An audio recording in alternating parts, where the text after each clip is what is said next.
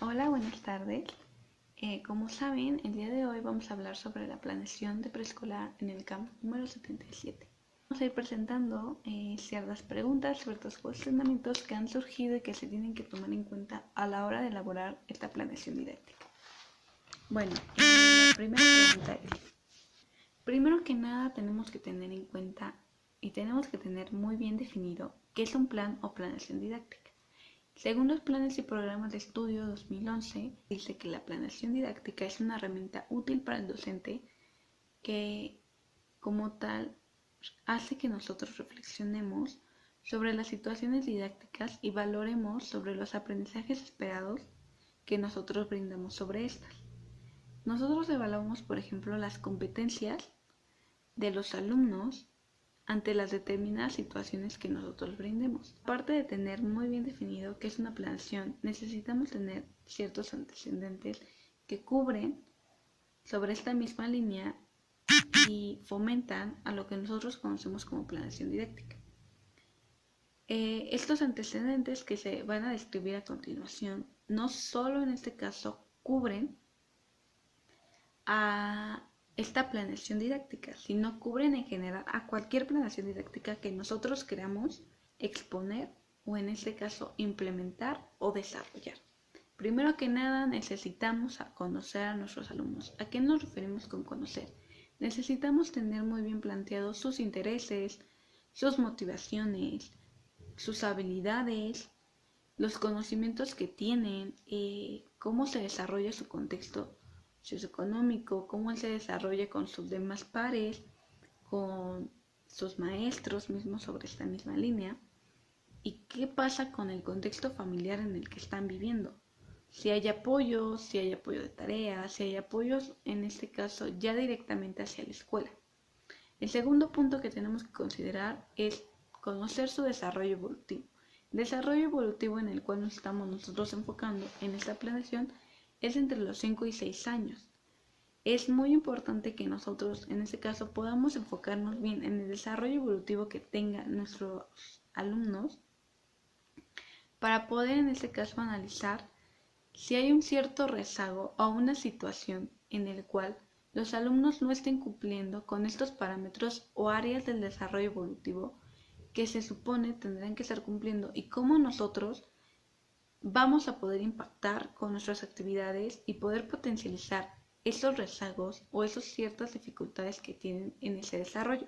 Tercer punto es conocer los diferentes modelos pedagógicos que existen y que podemos nosotros en este caso implementar en nuestra práctica docente y en nuestra planeación didáctica. Es muy importante también, como cuarto punto, conocer las estrategias específicas y las estrategias diversificadas. Estas nos las brinda en este caso la Secretaría de Educación Pública, que también están avaladas por la educación especial, que van sobre la misma mano. Es un libro naranja que se llama Educación Inclusiva. Las estrategias específicas son enfocadas en este caso para alumnos con condición, en este caso, de discapacidad. ¿Con esto qué queremos decir? Las estrategias específicas están enfocadas a eliminar la barrera que en este caso la condición del contexto impide que el alumno tenga acceso a la información. Un ejemplo, por ejemplo, es si tengo un alumno, en este caso con discapacidad visual o ceguera, cómo nosotros le vamos a brindar la información al alumno de manera que él pueda expresarse de manera escrita y también pueda entendernos de manera escrita a la información que le estemos brindando. En este caso utilizaremos el sistema braille o el mismo caso en un contexto de comunicación que sea por ejemplo con un alumno sordo e implementemos la lengua de señas o el modo bilingüe y cultural. Hay diversas estrategias específicas para ciertas condiciones de discapacidad.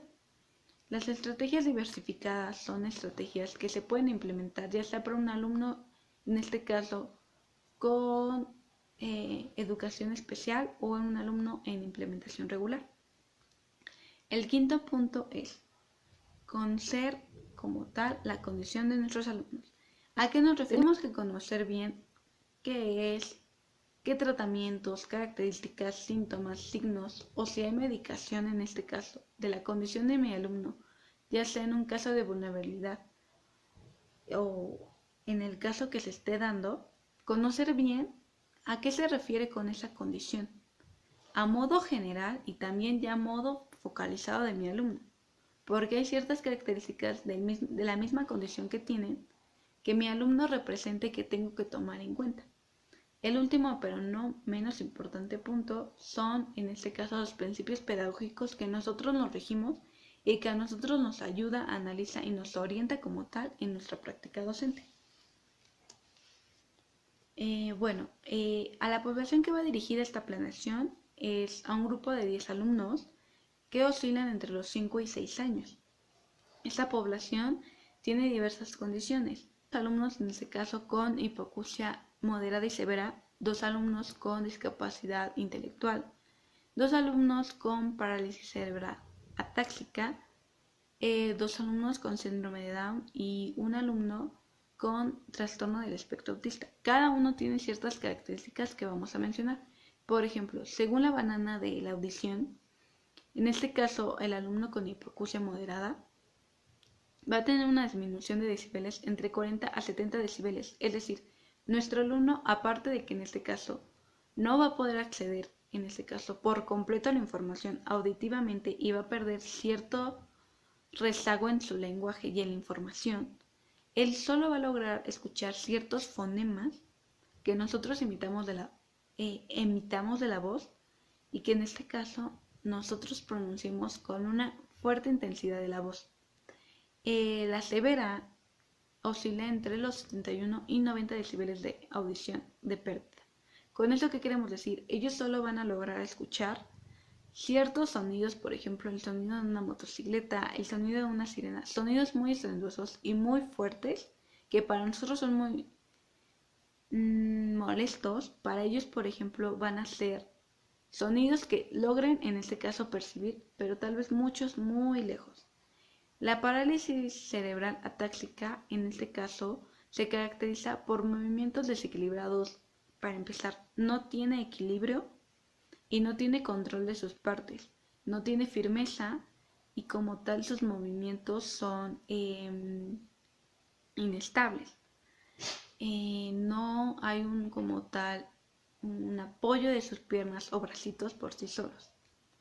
Las características en este caso de la discapacidad intelectual es un rezago en el proceso cognitivo, de la memoria, del procesamiento, en este caso, del análisis de la información. Tienen un cierto rezago, el cual hasta cierto punto impide que los alumnos vayan al par con sus otros compañeros. El síndrome de Down. Hay que entender muy claro que el síndrome de Down no es una enfermedad, es más bien una alteración genética. ¿A qué nos referimos con esto? Hubo una alteración cromosomática en el cromosoma 21 que afectó en este caso las alteraciones de la corporación ósea y en este caso también el nivel cognitivo del alumno, que a todo punto presenta un rezago intelectual. Y está, por ejemplo, en este caso el trastorno del espectro autista, que nos dice que va a tener, por ejemplo, alteraciones en la socialización con otras personas y en la socialización de sus emociones. Ok, ¿qué elementos son recuperados de la neurociencia? Son varios elementos, la verdad, que nosotros recuperamos directamente de esta planeación. Pero específicamente nosotros recuperamos, por ejemplo, según Bredekamp and Koppel en 2009, dice que el desarrollo de una área influye en todas las demás áreas y se relacionan entre sí. Es decir, el área motora, cognitiva, social, entre las otras diferentes áreas, afectan y en este caso impulsan como tal las otras áreas. No podemos dejar de lado una área sin poder en este caso afectar a las demás áreas. Si yo fundamento, o en este caso yo me fomento directamente y yo potencializo el área de la motricidad, potencializo el área cognitiva y también las otras diferentes áreas. Entonces no podemos en este caso crear planeaciones sin que como tal se tomen las otras áreas. También retomamos lo que dice Gill el 21 de junio del 2015. Gill nos dice que se necesita que los docentes conozcamos más del órgano, es decir, que conozcamos cómo funciona, que conozcamos las diferentes partes del órgano en el cual tiene ciertos, se podría decir, ciertas repercusiones o ciertas áreas que se enlazan con el desarrollo del aprendizaje y la enseñanza.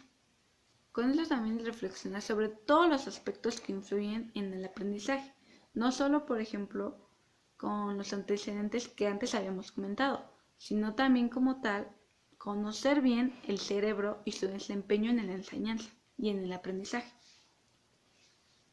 Ok, ¿cómo se aplica esta situación? Se aplica en 3 momentos específicamente. El primer momento se aplica en un área libre, en este caso ya sea en un parque o en este caso el patio de la escuela.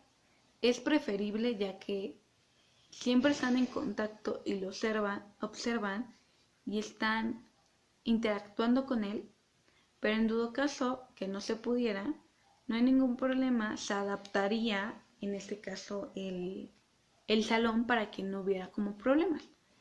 El chiste es que los alumnos se sienten y se posicionen como ellos gusten, sentados en media luna o en y logren ver todo lo que está a su alrededor, que perciban, que sientan, que huelan, que saboren, que se le brinden todas esas experiencias a los alumnos para que ellos no lo dejen nada más en el ámbito de observar, sino que ellos analicen, reflexionen todo eso. Sobre esta misma línea partiremos en hacer ciertos cuestionamientos, por ejemplo, tú, por ejemplo, ves alguna figura geométrica que hayamos visto aquí. ¿Tú conoces un objeto que sea verde y largo? Hacer ciertos cuestionamientos para conocer bien los conocimientos previos y lo que ellos pudieron analizar en este momento. El segundo momento será en el salón de clases. Se le brindará a los alumnos diferentes recursos o materiales en los cuales ellos podrán ocupar para hacer representaciones de lo que ellos percibieron y sintieron afuera del salón. Es decir, si yo por ejemplo quiero mostrar lo que sentí cuando me subí al árbol, tal vez el alumno represente él escalando el árbol feliz, pero se le van a brindar muchos elementos y recursos para fomentar la autonomía de que él elija por sí solo lo que él quiera y con lo que él quiere expresarse. Plastilina, acuarelas, plumones, colores, diversos materiales. El chiste es solo facilitárselos y que ellos por sí mismos elijan. Posteriormente, ya en el tercer y último módulo de la secuencia, nosotros previamente vamos a hacer en hojas blancas con un gis blanco diferentes paisajes, diferentes dibujos que en este caso tengan, por ejemplo, figuras geométricas. Es decir, puedo hacer un paisaje donde represente el árbol con un triángulo como sus ramas y sus hojas y el rectángulo como el tronco. Y brindarles, en este caso, una acuarela y un pincel que elija el que quiera, y que él vaya descubriendo el dibujo secreto. Posteriormente se le harán cuestionamientos como de ¿qué figuras ves en tu paisaje? ¿Qué es eso? O por ejemplo, ciertos cuestionamientos que podamos ir o que puedan ir surgiendo después de otros cuestionamientos que tal vez no nos dieron la respuesta que nosotros queríamos. Igual posteriormente nosotros habremos hecho figuras con hojas de colores y se las brindaremos con un print en el cual él tendrá que identificar la figura que vaya correspondiente a su dibujo, pero lo que él recuerde según las características de este. Es decir, si por ejemplo yo me acuerdo que el árbol tiene, por ejemplo, sus ramas son verdes, ok, pero la forma en que la representé fue un triángulo, busco un triángulo que se parezca más, es decir, es un triángulo y tiene color verde, lo pego en donde se supone va mi árbol, y así repetidamente con todos los dibujos. Igual para brindarles una mayor representación de el impacto que es, por ejemplo, este tipo de actividades que, si se dan cuenta, fueron, por ejemplo, bastante artísticas y bastante sensoriales. También ponemos aquí en un link que ahorita se los vamos a pasar, solo 30 segundos, para que vean la importancia, y también aparte da ciertas ideas sobre por qué tenemos que fomentar el arte o las actividades artísticas. ¿Por qué es importante y necesario el arte y la cultura en la educación? ¿Cómo puede el arte contribuir a una educación de calidad?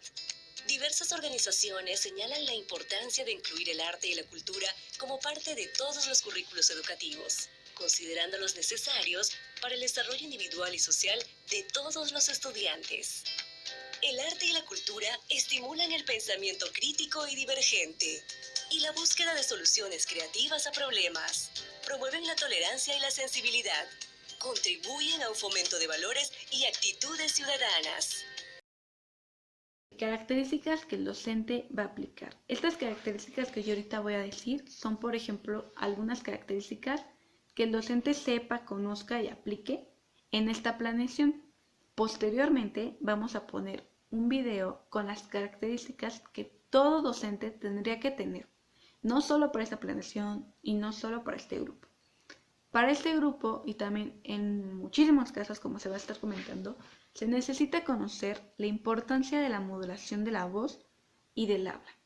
Con nuestra voz podemos influir muchísimo en los alumnos, en que ellos se motiven, en que ellos se interesen. Al nosotros poner un cierto tono, un cierto volumen y un cierto, en este caso, entonación de mi voz, puedo influir por completo en mi alumnado. Entonces tengo que tener en cuenta que necesito tener mucha experiencia y mucha modulación de mi voz. Necesito conocer que mi planeación no se va a llevar a cabo como yo estoy planeando. Yo ahorita, por ejemplo, comenté mi módulo 1, mi módulo 2 y mi módulo 3 de mi secuencia. Pero puede ser, por ejemplo, que mi módulo 1 no se complete por completo y mi módulo 2 quede incompleto, o que mi módulo 3 no se elabore. Entonces tengo que tener bien en cuenta que esos módulos tal vez no se podrán llevar como nosotros estamos esperando. Tengo que también ser una persona con iniciativa, una persona que guíe, que medie, pero que no dé las respuestas, que no, por ejemplo, le haga el trabajo al alumno solo por cumplir o solo porque me fastidio. Tiene que ser una persona que cuestione, pero no, por ejemplo, ¿por qué? Y así, y tú estás mal. No, tiene que ser una persona de dime por qué, y cómo lo hiciste, y por qué crees que es así. O sea, cuestionarlos, pero no en el fin de juzgarlos, más bien de intentar aprender de ellos y transmitírselos. Son ciertos conceptos que nosotros tenemos que tener. Son, por ejemplo, conceptos que como nosotros tenemos que tener como base. Igualmente, hay ciertas características que tanto en esta planeación como en cualquier planeación que ahorita vamos a poner, y sí vamos a poner el video completo porque es muy corto, se tienen que tomar en cuenta.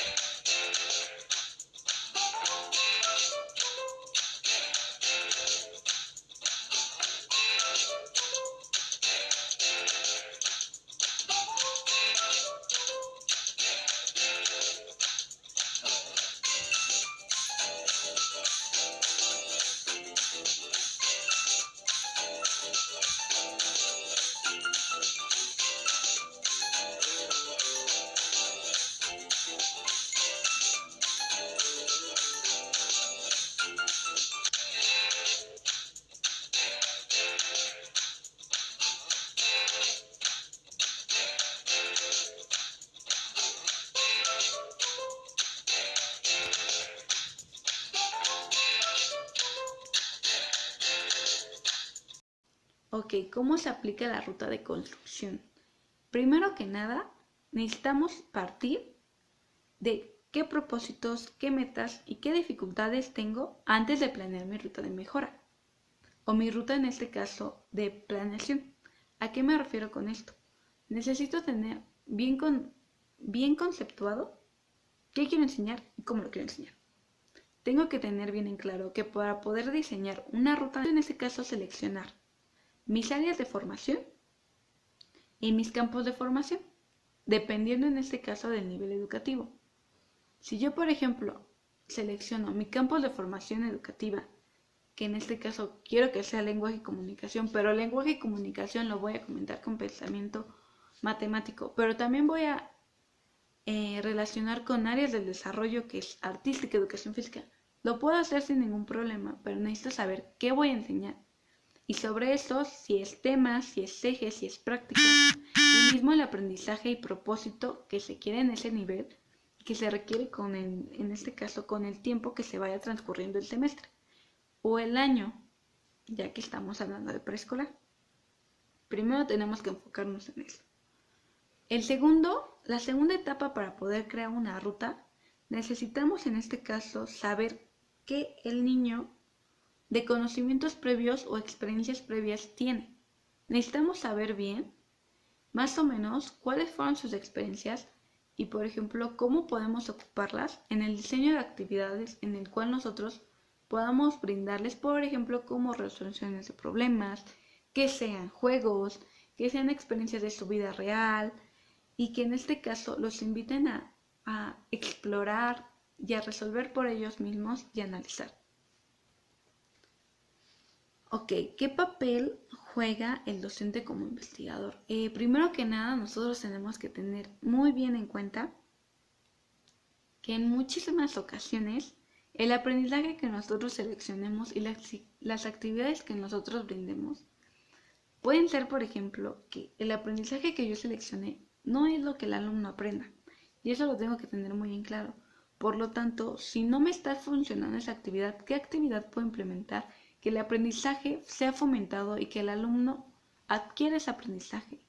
Como investigador tengo que buscar ciertas actividades, ciertas estrategias y ciertos métodos que me ayuden a fomentar el aprendizaje que yo quiero, pero siempre teniendo en cuenta que en muchísimas ocasiones tal vez no se pueda en este caso como tal adquirir el aprendizaje que yo quiera si yo no hago mi trabajo como tal de investigador y docente. Ok, ¿qué se evalúa y con ello qué se quiere evaluar? Podemos hacer uso directamente o se va a hacer uso en la planeación del portafolio de evidencias y de una bitácora. Del portafolio vamos a elegir ciertas evidencias que en este caso nos funcionen para poder palpar el aprendizaje de los alumnos. Y con esto vamos a hacer uso de nuestra bitácora. Nuestra bitácora la vamos a desarrollar en niveles de desempeño. Como excelente de 9 a 10 de calificación, bueno de 8, suficiente 7 o 6. Con estos niveles de desempeño, nosotros vamos a vincular los conocimientos conceptuales, procedimentales, ya actitudinales o de habilidad que nosotros nos estamos enfocando y en este caso la relación que tiene con mi actividad y el aprendizaje. Los conocimientos, por ejemplo, conceptuales que se van a evaluar son, por ejemplo, que diferencie los colores, que me diga mis colores, que diferencie, por ejemplo, largo, ancho, que sea gordito, que sea circular, que sea rectángulo, que sea triángulo. Los procedimentales, por ejemplo, que él haga por él mismo, que él suba, que él corte, que él pegue, que él haga muchísimas cosas por él mismo autónomamente. Y por ejemplo, de habilidades, que él analice, que él clasifique, que él diferencie, que él reflexione. Son muchísimas cosas ya enfocadas en nuestro contexto y nuestra planificación. La neurociencia, la neurodidáctica y la neurociencia. Ok, en este ámbito nosotros fundamentamos que nuestra planeación, por ejemplo, se basa en la neurociencia. es decir, la psicopedagogía y la pedagogía como tal, como ciencia, es decir, convertida en neurodidáctica. ¿Con esto qué queremos decir? Nosotros queremos estudiar como tal y la neurodidáctica estudia como tal el cerebro, pero más allá de estudiar, por ejemplo, su funcionamiento, sus órganos y qué desempeña cada uno, es también poder estudiar cómo se enseña y cómo se aprende. ¿Qué áreas, por ejemplo, influyen y qué cosas influyen en la enseñanza y en el aprendizaje? Sobre esta misma línea vamos a partir de practicar la neurociencia, el neurodesarrollo y en este caso la neuroeducación. Se fundamenta en esta planeación, comentar las diferentes áreas que son del neurodesarrollo, que fueran totalmente ligadas, que fueran de sus experiencias cotidianas, que ellos, por ejemplo, usaran lo que es el análisis y la reflexión, que fuera autónomo. Pero sobre esta línea vamos a argumentar ciertos puntos de cada uno que fundamentaron nuestra planeación. ¿Para qué sirve y cómo aplicarla? Esta es la fusión de la neurociencia, la educación y la psicología que dio paso a la neurodidáctica. Hola, mi querida comunidad neuroaprendizaje, ¿cómo están? Espero que estén de maravilla. Y con esta breve introducción vamos a ver qué es la neurodidáctica. Para mí, un concepto nuevo que vi y quise hacer este video porque me pareció interesante y está relacionado al contenido del canal. Entonces, ¿qué es la neurodidáctica? Bueno, la neurodidáctica, neurociencia o neuroeducación define estrategias en base a cómo el cerebro aprende y qué estimula su desarrollo en el ámbito escolar. Y la meta de esta disciplina es sacarle el mejor provecho al funcionamiento cerebral en el momento de adquirir nuevos conocimientos. Esto es importante. La emoción, la curiosidad y la atención a través de las aulas inclusivas. También intervienen la ludificación, que proviene del inglés gamificación o gamification, que consiste en el uso de juegos en el aula. Algunas claves de la neurodidáctica son la capacidad de adaptación del cerebro, definida como plasticidad cerebral. Es un hecho de gran relevancia para la neurodidáctica. Además, se sabe que con la estimulación adecuada, el cerebro puede crear nuevas neuronas y conexiones axiales entre ellas. Otra clave más es aprender sobre las neuronas espejo. Y si no tienes idea qué son las neuronas espejo, haz clic acá arriba para tener más información. Y por último, ya que es un hecho comprobado la vinculación entre las emociones y el aprendizaje. Si los niños aprenden a tomar el control de sus emociones y conductas negativas, será más fácil enseñarles. Es indispensable, además, un ambiente libre de estrés y ansiedad, porque eso procura que nuestros alumnos o nosotros como maestro o a las personas que le estemos enseñando tengan una facilidad, una vinculación oportuna con la persona que está enseñando y con el contenido de valor que está exponiendo. Bueno, con estos puntos a remarcar y algunas claves que son importantes para la neurodidáctica, acabamos este video. Y mis queridos neuroaprendedores,